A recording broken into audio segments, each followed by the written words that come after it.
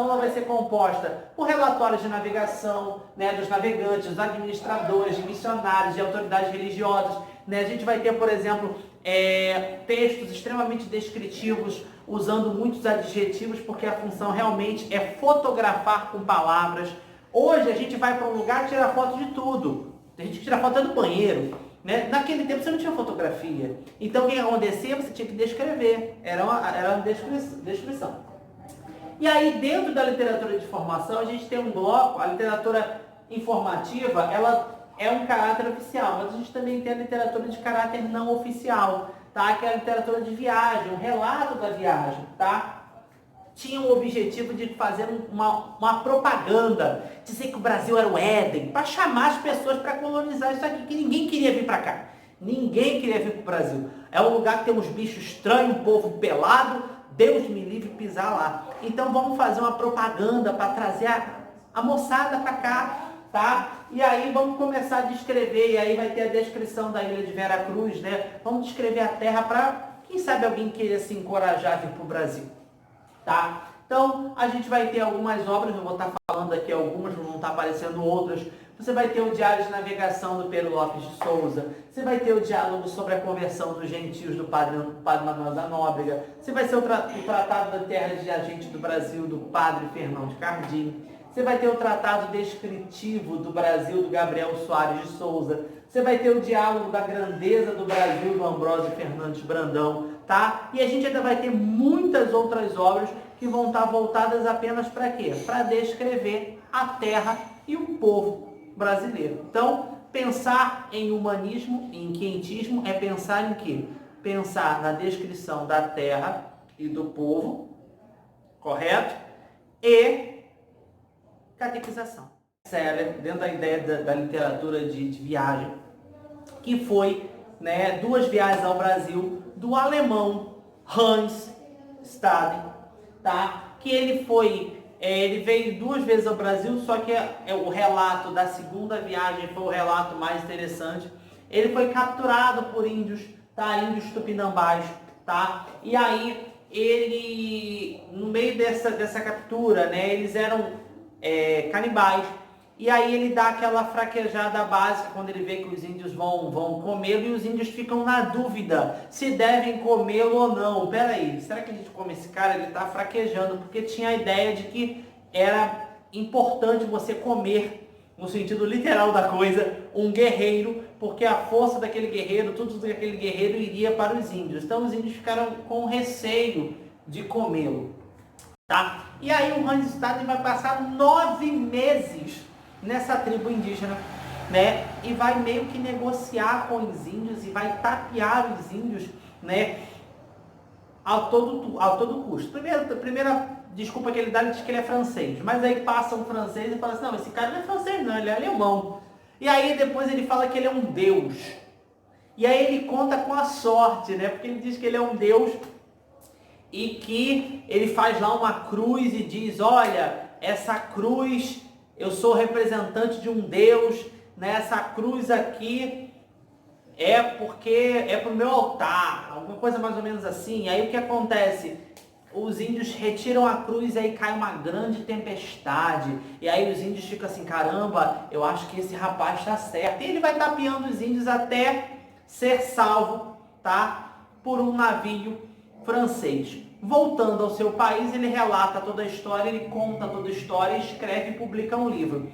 Como o Brasil colônia, né? Portugal, ele queria omitir e filtrar tudo que surgia no Brasil, era sempre uma grande especulação. Quanto mais proibido, quanto mais abafado, mais as pessoas têm curiosidade de saber. Foi o que aconteceu, né? Quando ele volta para a Alemanha, ele publica esse livro e vira um sucesso. Por quê? Primeiro que ele relata com detalhes como era um ritual de antropofagia. Então ele vai relatar esse ritual de canibalismo e as pessoas ficam assustadas como é que funcionava aquilo tudo. E aí, esse relato, né, o primeiro livro impresso sobre o Brasil, tá? Que vai ser impresso no ano de 1557, vai ser um sucesso. Vai ser um sucesso porque vai falar né, desses índios canibais. E as pessoas queriam saber, mas a informação era muito pequena, tá bom? Mas agora a gente vai falar um pouquinho sobre a literatura de catequese, que aqui que é importante. A literatura de catequese, né, ela é uma literatura doutrinária, ela é uma literatura que vai fazer o processo de aculturação indígena. Então, aos poucos, os jesuítas vão trabalhando na mente indígena para moldá-la.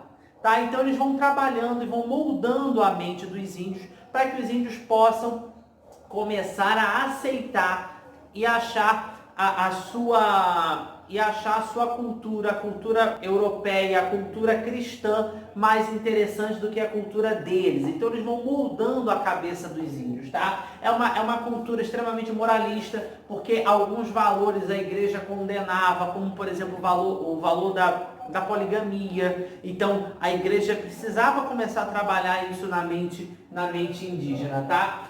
Eles estavam a serviço da Companhia de Jesus, tá? Era a serviço dos jesuítas, tá dentro do processo da Contra-Reforma. E a gente tem aí, né, um processo que é voltado para a expansão da fé e a conversão dos índios. Então, os jesuítas construíram um império no Brasil. Eles construíram a fazenda de Santa Cruz, era uma fazenda enorme, tá?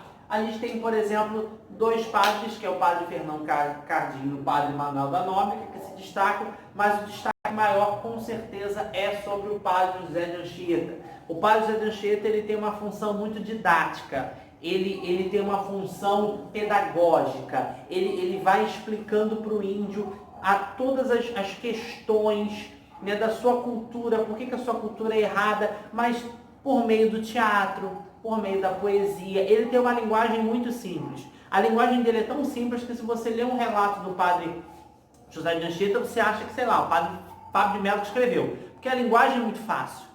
Sabe? Você acha que é um texto contemporâneo. Eu estou falando do padre Fábio de Mello ter escrito pelo fato da linguagem ser contemporânea. Você, por exemplo, tem um trecho do Alto de São Lourenço, que eu vou ler daqui a pouco, que você acha que está simples. Você imagina um texto de 1500 e pouco com uma linguagem muito carregada. Muito difícil de se entender. Tá? Por quê? Qual era o objetivo? O objetivo era realmente trazer o índio, trazer o indígena para a cultura portuguesa, para a cultura cristã, tá?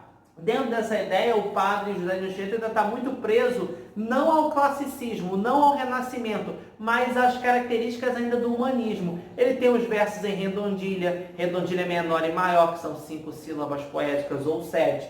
Ele tem, por exemplo, uma escrita teocêntrica, mostrando as questões de Deus, né? A temática religiosa, moralista, lembra muito Gil Vicente, o teatro de Gil Vicente, tá bom? Ele vai escrever uma gramática tupi, vai ser a primeira gramática em tupi, tá? Vai escrever poesias, dentro das suas obras vai ser sempre o bem, que vai ser representado por Deus, e o mal, contra o mal, que vai ser representado pelas características, pelas crenças indígenas. Então, ó, essa tua crença aí não tá muito certa. Então ele vai sempre mostrar isso. E uma peça que mostra bem é o Alto de São Lourenço, onde a gente vai ver uma luta, né, entre São Lourenço, São Sebastião e o Anjo da Guarda, estão lutando contra Guaixará, que é o chefe dos demônios, que está com Aibirê e Saravaia. Observa que ele está usando nomes indígenas, né, como as entidades demoníacas que querem atacar uma tribo com vícios e pecados. Mas São Lourenço, São Sebastião e o Anjo da Guarda redimem essa tribo. E no meio de uma procissão, as crianças, os meninos indígenas, por exemplo, eles vão repetir esses versinhos feitos por padre José de Anchieta, né? Dos vícios já desligados, nos pajés não crendo mais, nem suas danças rituais, nem seus mágicos cuidados. Olha que linguagem simples, né? O que quer dizer? Que nos vícios já foram desligados e na crença indígena eu já não vou crer mais, tá? Eu estou agora voltado para a crença cristã. E aí os jesuítas eles foram fazendo esse trabalho com as tribos indígenas ao longo do tempo, até a sua expulsão, que vai acontecer no período do arcadismo. Tá bom, gente? Então, nós fechamos aqui a nossa aula de quentismo, né, falando sobre a teoria, a literatura de formação e a literatura de catequese, tudo bem? Então, façam exercício, façam questões, tá? E até a nossa próxima vídeo.